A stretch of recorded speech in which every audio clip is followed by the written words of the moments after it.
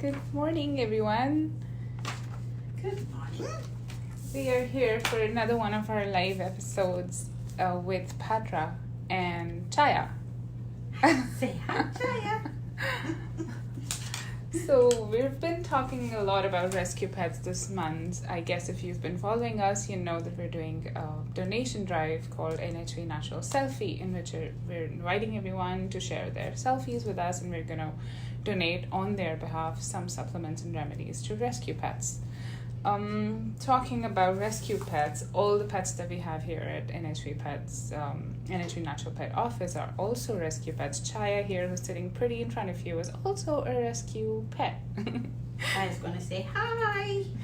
She's not a morning dog, clearly. No, she's not a morning dog.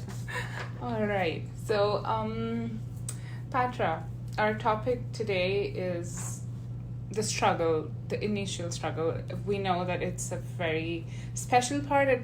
That is what makes the relationship so special, because when you find a pet at a shelter or in a rescue situation and you bring her home, you have this initial phase in which you have to earn their trust, and all you want to do is just pick them up and feed them everything and just bring them all the toys, but they take their time, right? Yes, so that's for sure. Right, and I'm sure you had the same struggle with Chaya. So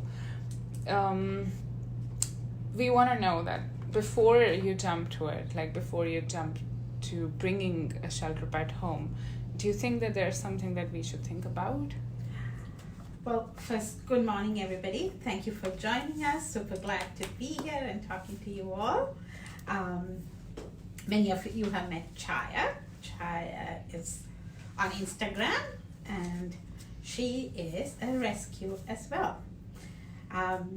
So I think when you go and you want to rescue a pet, I think that's absolutely fantastic, because you're giving a pet that needs a home. Sadly, there are millions of pets that are euthanized because we cannot find them forever homes. So to those of you who rescue and foster, a shout out. Thank you for doing that. And when you think of bringing a pet home, depends on the age a lot of times. You've got to try and be able to create a bond between you and this new baby that you're bringing home. They have most likely been traumatized. They've lost whoever their main caregiver is, or whatever the situation may be that makes them end up in a rescue. They need to kind of develop a confidence between you and themselves. And so things that you can think of is, before you bring them home, if you get a chance, maybe take a blanket or an old t-shirt of yours and give it to the rescue so that it can go in their bed or their crate that they're being held in for even a day, so that they get used to that smell. Also, just don't assume that just because you rescue a pet, it's going to be all rosy. Sometimes these pets are so stressed out and traumatized that it does take some time to work with them and make them feel comfortable and loved and nurtured. Did you experience anything like that with Chaya? Do you think that... Chaya, when I met Chaya, she was from a litter of puppies. Her mom was supposed to be euthanized, like it was in the 9th hour type of thing when the rescue family got the mom out. And so I had seen a picture of Chaya, but there were all these puppies there when I first went into this rescue, and they say, and I think it's so true, that pets pick you. So I walk in there, and the first puppy that came to me was Chaya, and she was the runt of the litter, and she stuck by me, and guess what? She's got a very good home now. So she picked you. She picked me, yes. Right. And there's also, of course, to think about, you have to think about your work life, and if you have the time to spend with them, is it something...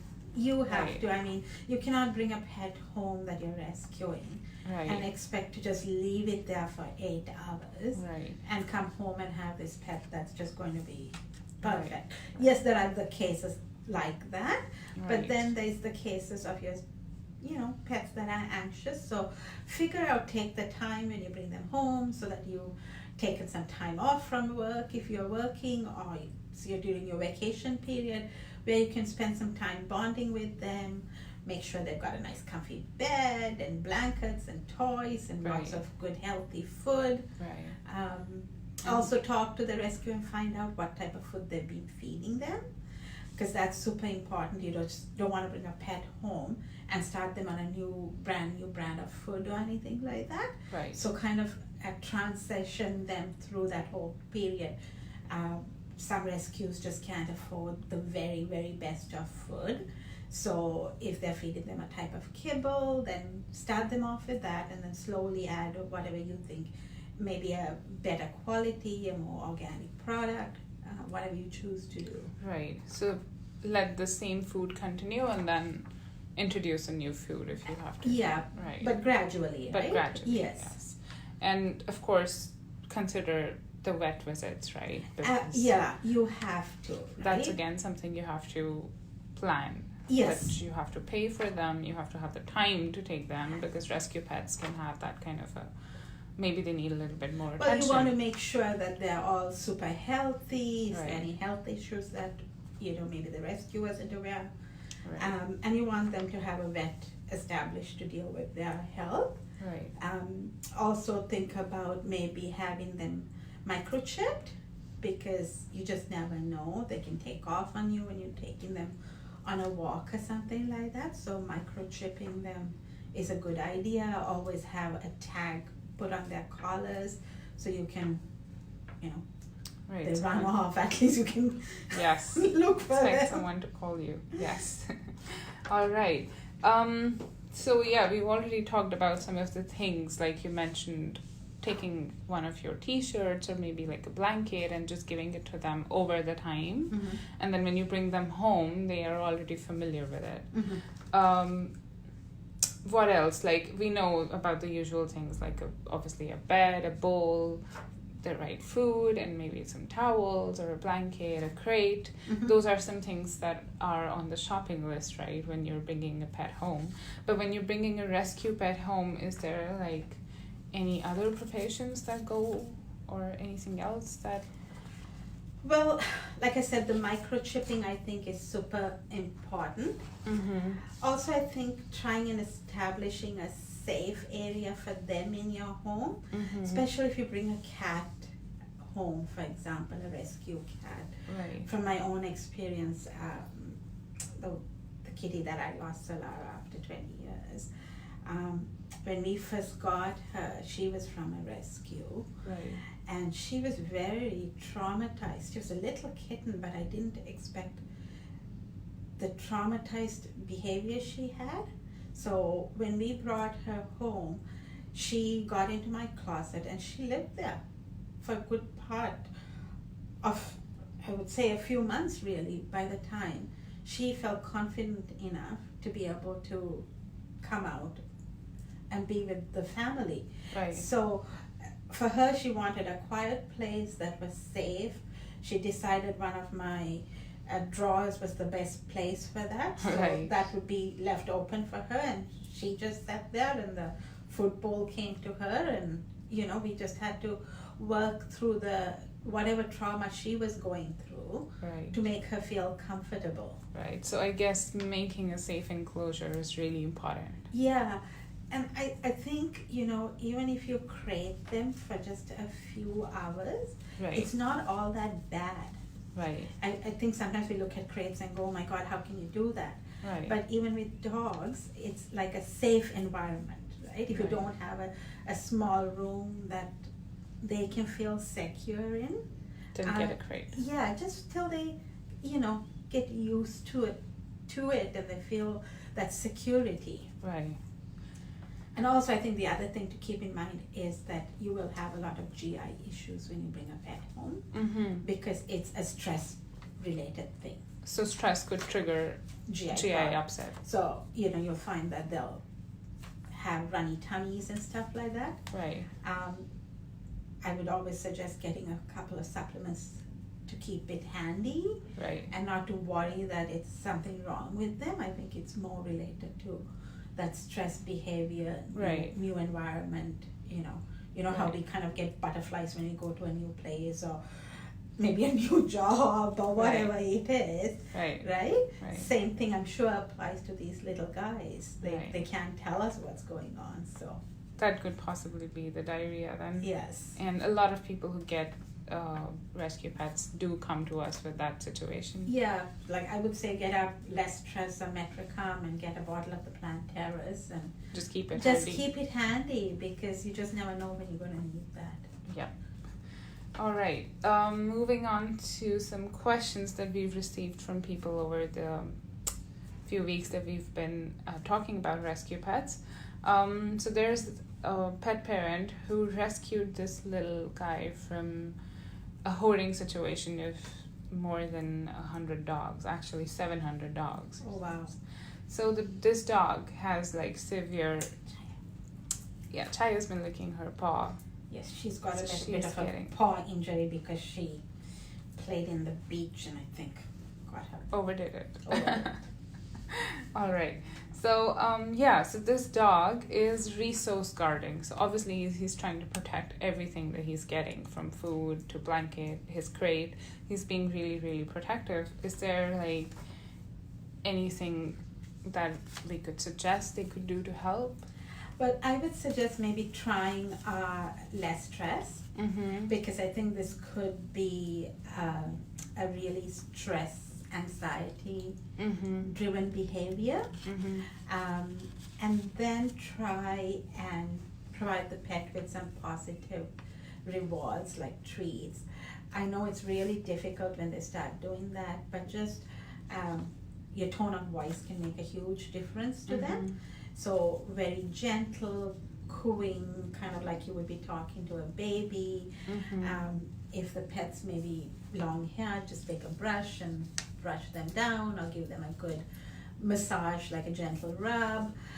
Some time that you can spend bonding where this pet kind of feels that this it's is the safe. Person you can trust. Yes, because right. when they do that, I think especially if this pet came from a hoarding situation, think about it. It was probably given some food and it had to fight right. to get something to eat, right? So that probably has triggered something in this pet that makes it feel like if it doesn't survive, it's survival of the fittest. Right. So it's trying to get everything it can for itself. So right. it's going to be a gentle, slow process, but work with it, play with it, cuddle with it. And some bonding time. Bonding time, yeah. Right. And another person, kind of similar situation, but with a cat. Mm-hmm. And it's actually very similar to what you mentioned about Solara. So the cat has been there for a week and is still not stepping out. Like it's still not getting used to the new home. So do you think there's something special that this person can do to help? Again, I would say be patient with the cat. Mm-hmm. Cats are a little more difficult to deal with because their behavior is so unique to them, to their species. They decide everything. Yeah, they decide who they want, when they want, and when they want even a pet. So I would just say, just be super patient. They do come out of that.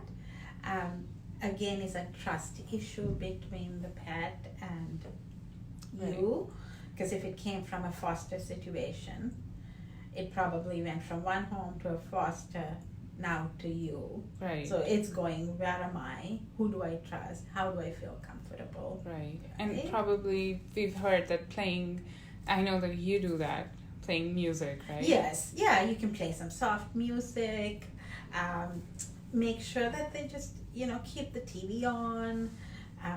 Just get them used to the noise. The noises and the people, put on a bird video. Cats love birds, right? So just something that they feel super comfortable. Right.